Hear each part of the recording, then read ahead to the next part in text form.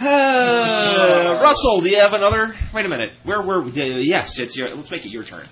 I was actually speaking of whiny people in other countries, which we were. Whiny people. Whiny people, yes. International Day on really, because we don't have that much to talk about. I can go extraplanetary here. Extraplanetary? You can do extraplanetary in a minute, but Russell. Okay. The Pope had a fantastic wine, which I'm very happy about. Was it some kind of a Merlot? Of a what?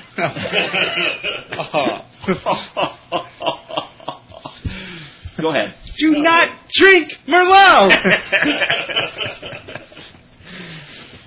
Pope laments dying churches in the West. Really? Pope Benedict XVI lamented the seemingly dying church in Europe and the United States. Are they going around? I want to know if they're going around with the hammer to bop those churches on the forehead to make sure they're dead. You heard that story, right? I'm getting a Monty Python visual, but no.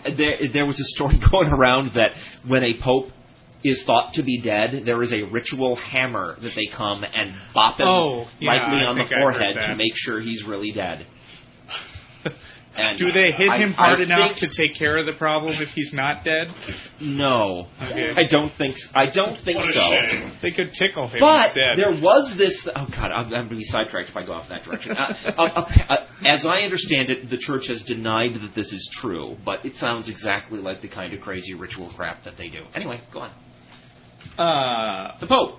The Pope. Dying church in Europe and the United States, and raised questions about the soaring number of priests in Asia and Africa in a lengthy, off-the-cuff speech to Italian priests. See, now we'll have to do the sad Nazi. There we go. I hope I can hear him talk. God's whining Rottweiler. I don't see any quotes in here much. But I'll read it as if it were a quote anyway. Benedict also expressed sadness at the plight of divorced Roman Catholics who remarry without getting an annulment, reaffirming that they cannot receive communion, but stressing that they should feel they still belong to the church. It doesn't work if it's not a quote from him. Sorry. It was a good try. The Pope made the remarks to priests from the northern Valle d'Aosta region in a 2-hour closed meeting Monday in Intrad, near where he has been vacationing. The Vatican newspaper, L'Osservatore Romano, published a transcript of the remarks Wednesday. Okay, here we go. The Pope began his remarks, which touched on Marx, the upheavals in Europe of 1968, and other topics by stressing that the Pope isn't an oracle and is only infallible in rare situations. I will let you know when I am being infallible. Oh, God. Wait for it. Is he infallible while he's on vacation? No. The real interesting thing is to determine whether he was infallible when he said that, which would be a big, head splitter. Okay. I'm infallible now. He could just turn the hat in different directions to show whether he's currently infallible.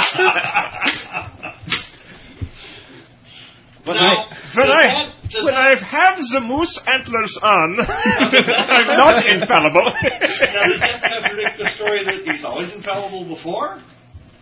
Well, that was the old one. No, there was always an ex cathedra out. Oh, okay. Which means he's always infallible unless he says something which we can't prove is right. In which case, obviously he was wrong. Yes, obviously wrong, and then it's ex cathedra. The Bureau of the Pope's butt. Right. The Pope comes out and says, "I'm a little doggy." We'll go, okay, he's not being infallible. I'm a little dog. An insane post. That would be interesting. I want to know what he said about Marx and the upheavals in Europe in 1968. I do not know, and it would be bad radio to hunt around in here. I know. I'm just expressing that wish. He then delved into the issues raised by the Aosta bishop on the concerns of priests, noting that he was recently visited by bishops from Africa and Sri Lanka, where the number of priests is skyrocketing. but in Europe and elsewhere, the number of priests has fallen sharply. Benedict said, the joy at the growing numbers of churchmen in the developing world is accompanied by a certain bitterness, because some would-be priests were only looking for a better life. Yeah, I have the joy that the priesthood is growing in the Africa. I've got the joy down in mine heart. And I am bitter that the priesthood is going away in the Europe. Yeah. Am I understanding that right? Is he saying that some priests joined looking for a better life and didn't find it, and now they're complaining? I mean... Whoa, wait. No, I thought he was saying that he's happy that there are more priests in one place and sad that there are less priests in another place. He is happy and sad. No, he is happy about one thing and sad about the other. Yes. The world is accompanied by a certain bitterness because some would-be priests were only looking for a better life. He said the joy at the growing number of churchmen in the developing world is accompanied... His joy at the growing number of churchmen. This is great radio now. Okay, now I understand. Suffice to say, we should go over to Asia and say, dudes, don't. Well, it's just don't. It's so idea. clear. It's so much clearer now because the Pope can be fallible and infallible and happy and sad. All at the same time. Good. Here's another quote. Oh, okay. Becoming a priest, they become almost like the head of a tribe. They are naturally privileged and have another type of life. He said. So the wheat and the chaff go together in this beautiful growth of vocations. The wheat and the chaff. Bishop. God. Who's the chaff, I want? It goes on. Little boys.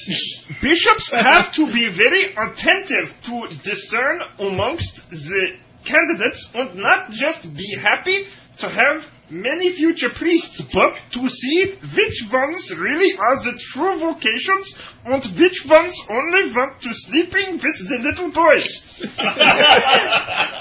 Okay, I edited it a bit. This is what it would sound like if Kermit the Frog was German. Hi-ho, Kermit ein Pope here. Hello. Oh, boy. All right, so the Pope is sad. Oh, he's touching more things in the next paragraph. What is this?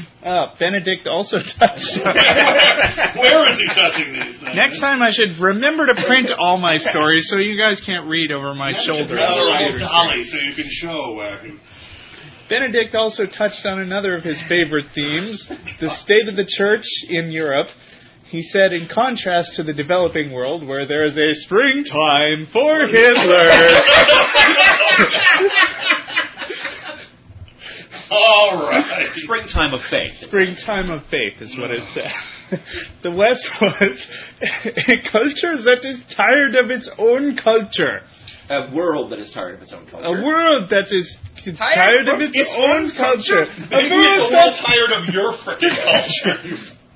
A world such has arrived at a time in which there's no evidence of the need for God, much less Christ, and in which it seems that man alone can make himself... Wait, I want to read that again in a normal voice. That was a good quote. I agree with the Pope.